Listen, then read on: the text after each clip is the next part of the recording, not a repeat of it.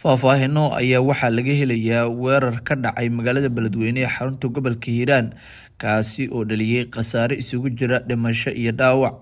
Wararka aan ka helayno magaalada Beledweyne ayaa waxa ay sheegayaan in caawa kooxaha hubeysan ay weerar ka geysteen xaafadda Nuur Xawaad ee magaaladaasi Beledweyne, halkaas oo la sheegay in rag hubeysan oo ka tirsan Al-Shabaab ay halkaasi weerar ka geysteen. Xogaha ayaa tilmaamaya in ragga hubeysan ee weerarka soo qaaday ay bartilmaameedsadeen askari ka tirsanaa ciidamada nabad sugidda kaasi oo goobta ku geeriyooday.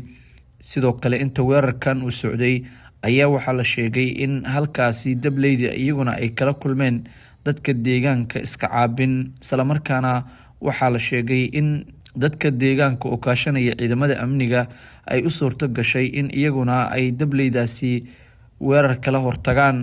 Waxaana halkaasi ka dhacday sida xogaha aan ku helnay in mid ka mid ah raggii weerarka soo qaaday la toogtay, halka mid kalena nolosha lagu qabtay. Xubnaha weerarka soo qaaday ayaa lagu sheegay inay ahaayeen ilaa 2 xubnood oo mid ka mid ah la dilay midna gacanta lagu dhigay.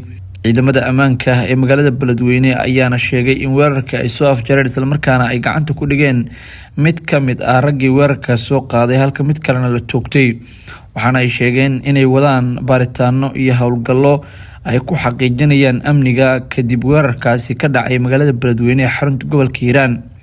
Dhacdadan ayaa waxa ay imaaneysaa xilli magaalada Beledweyne ee gobolka Hiiraan ay muddooyinkii dambe ay ka jirtay amni iyo xasilooni ay dadka deegaanku dareemayeen, iyada oo la sheegay in aan la diiwaan gelin weerar qorsheysan ama dil noocan oo kala ah oo ka dhacay magaaladaasi Beledweyne in muddo ah.